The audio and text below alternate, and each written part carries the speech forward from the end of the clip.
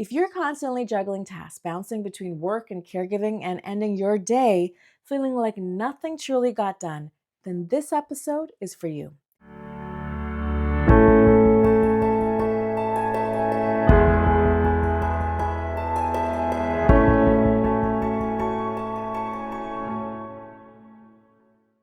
I'm Dr. Anna Thomas. I'm a physician, caregiver advocate, and founder of Life Care Leadership.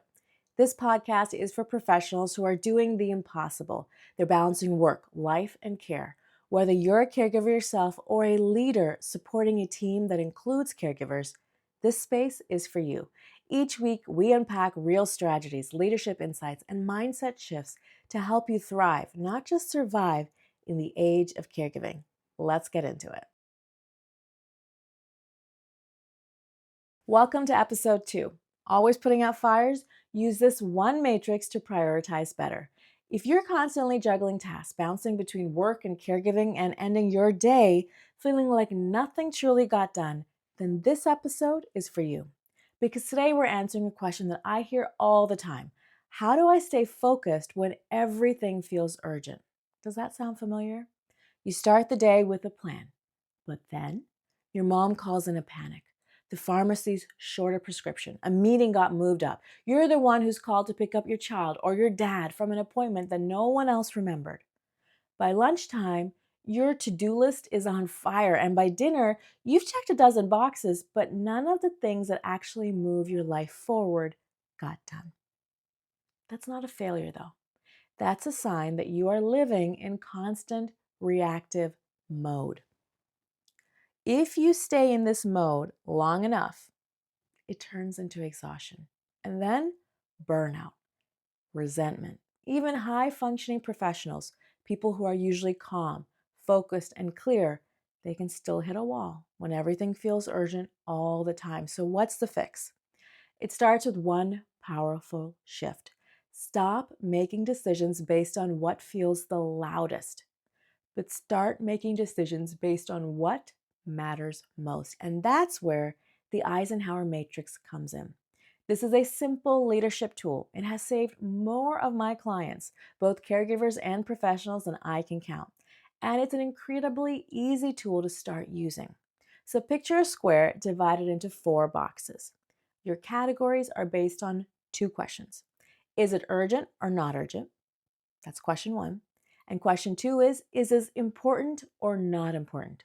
Let's walk through these 4 quadrants together. So box 1 is urgent and important. These are true emergencies. They demand your immediate attention. Think of if your loved one fell, a last-minute work deadline, a medication mix-up, a hospitalization, or a legal document that has to be signed today. You can't ignore those. But if you're living here in this box all the time, it's a red flag. See, leadership isn't about staying in crisis mode. It's about reducing how often this box gets triggered. Box 2 is not urgent but important. This is the box where your future is built. It's where strategic caregiving lives. It's where personal well-being lives. And unfortunately, it's the box that gets ignored the most. Think legal and financial planning, setting up systems for meals and medications or transportation, scheduling preventative care for yourself, for your own health, having family meetings, creating a backup plan, resting, reflecting, saying no with intention. You don't get applauded for spending time here. But this is where you prevent future emergencies. This is where you stop reacting and start leading. Box number 3, urgent and not important. These tasks are the trickiest. They feel urgent. You have to do it right away, but they don't actually require you to do them.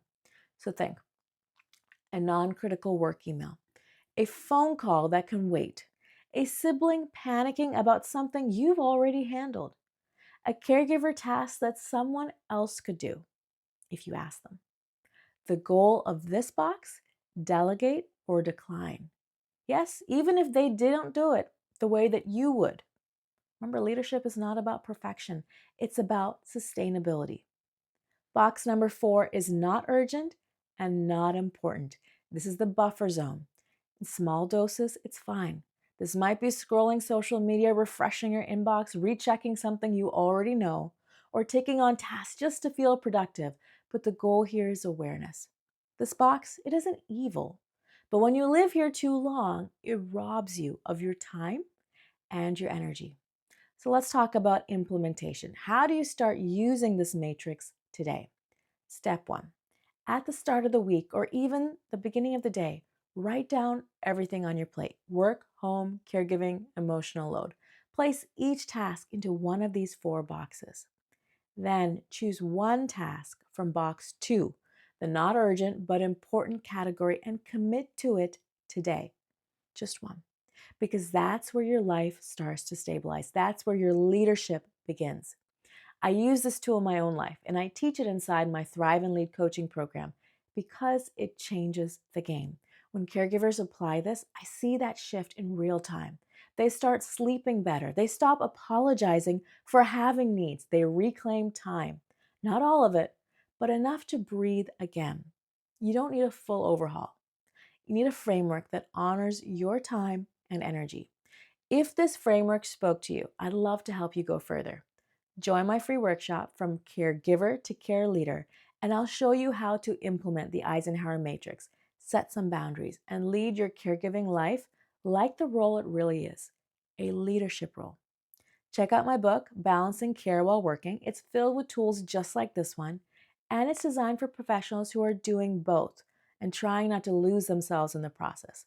And if you lead a team, book a session or invite me to speak to your group. We offer real-time leadership training that helps your organization support caregivers with clarity, not confusion. You can find all the links below or visit lifecareleadership.com. Remember, you don't have to live in crisis mode forever. You have to keep moving forward though. You don't want to keep reacting to every alarm, but lead. And you can lead this. You already lead so much. And the more tools you have, the more peace, purpose, and presence you'll bring to both your work and your caregiving. Thanks for spending this time with me. Subscribe, share this with someone who needs to feel seen today, and join me next week for how to create a workplace that truly supports caregivers. You've got this, and I've got you.